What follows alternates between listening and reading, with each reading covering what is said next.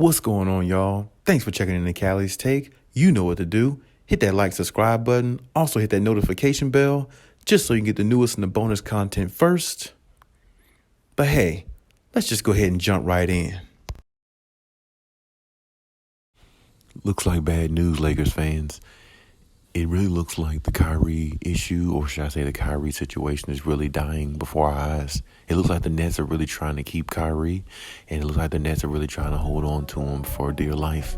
And the Lakers, or should I say LeBron and the Lakers, really wanting Kyrie is a huge thing, because it's going to be tough trying to get a player like him, because it's so much that comes with him. But at the same time, they're trying to get rid of another great, so-called great player, or not say so-called, but a player that still has some greatness in him, in Russell Westbrook, who's not playing up to the level of expectation that they expect. Now, I understand the Lakers have, issues with, Russ in regards to the way he plays, but, at the same time, they also did get a new head coach, and maybe Darvin Ham can get something out of Russell Westbrook that other teams can't.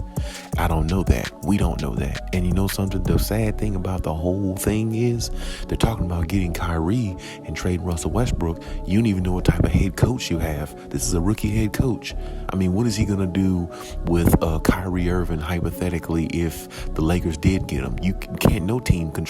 No coach control Kyrie Irving. Definitely not Darvin Ham, a coach who's not been a coach in this league ever, and he's a rookie head coach. Kyrie would definitely be disgruntled, probably in a situation like this, and definitely would do what he want to do, because he would feel like Darvin Ham doesn't have the authority to tell him what to do, because he's not a well-respected player, as in like he was a great player, and he's not well-respected as a coach.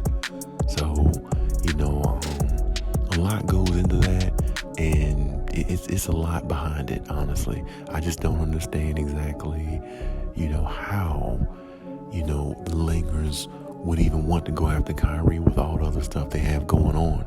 I mean, honestly, they need more of a structure as a team before they go out and acquire big pieces like that, because with no structure, it doesn't matter the pieces you get. It only matters the chemistry you build. And not much chemistry is going to be built with somebody like Kyrie, because Kyrie is just not, one of those players that, accepts rules very well. And, looking at Darvin Ham and the way he kind of carries himself, he carries himself more structured, more about getting the job done, and more about the understanding of what needs to be done when you're on the court. Almost like an army type guy. He kind of reminds me of that. And, structure and everything. And that's not what Kyrie is about. Kyrie is more of a discombobulated type player / superstar. So when you see that in a player like him, and you got a coach like Darvin Ham, they might not be able to mix. And this is what I'm saying. I know a lot of Lakers fans were wanting Kyrie to come and be a part of the Lakerland, but honestly, it could be a bad thing if he did, more so than a good thing. So, you got Russell Westbrook. Russ is not, playing up to the level of where he could, but he's also not the worst player in the world. He played like 80 games last year, didn't miss any games hardly. He was reliable.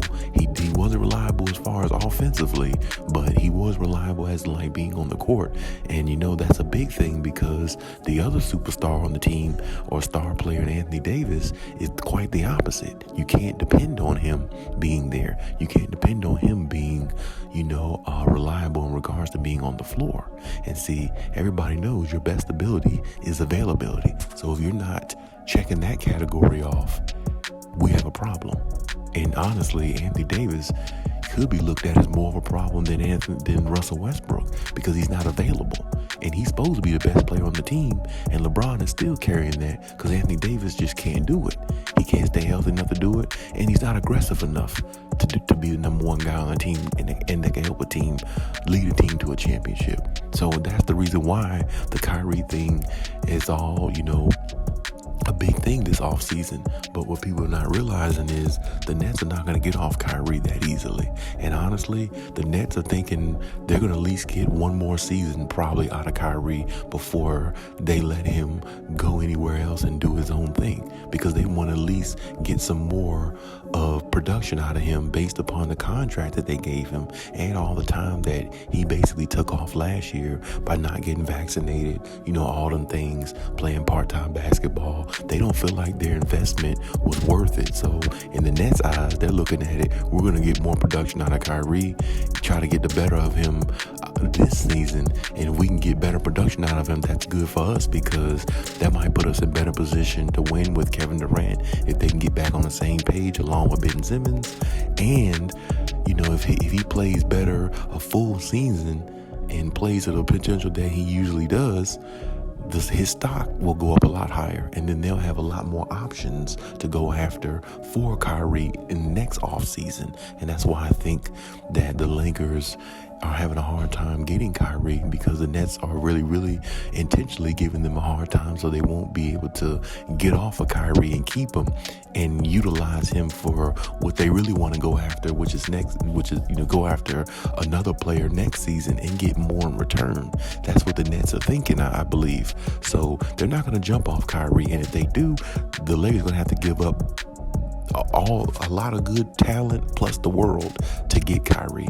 And I don't think the Lakers should do that, because now you're making yourself more vulnerable for the season that you're in, and you're trying to win a championship, which you're not going to with Russell Westbrook. But you would be making yourself a lot more vulnerable in this season to lose more games than you did last season if you give up too much for Kyrie. And let's say hypothetically Kyrie doesn't work out, Kyrie bails on the team or something like that, like he did with Brooklyn. Now you might lose more games, it might be more drama, and on top of that, LeBron is getting older, and Anthony Davis just doesn't seem to be getting healthier. So you might add a Kyrie, but it could make your situation a lot worse than actually make it better. Even though it might not be looked at that way, I can understand that, because Kyrie is such a great talent. You overlook all the little things, but the little things add up sometimes, and sometimes they add up to big things, and they make things a lot worse over time in the future. So as I said before, I don't think the Nets are letting go of Kyrie, and it looks like they're not letting go of him no time soon, because they want their money's worth of what they paid this guy, and at least another season's worth of what they paid him would be good if they can get a full season out of Kyrie, because last year they got part-time Kyrie. So they're thinking maybe another season, maybe the Nets can advance further in the playoffs, their stock goes up more, better trade opportunities for the next offseason. That's exactly how I believe the Nets are looking at it. And honestly, they're not wrong, because you got to get your money's worth for what you paid for. So we'll see what happens in the rest of the offseason, the little bit of offseason we have left, and see if anything happens. But don't be surprised if it doesn't. And we'll see what happens going into the season. But hey, that's my take on everything. Leave any comments in the comment section. Check out my other videos if you haven't. And hey, Khaliis out.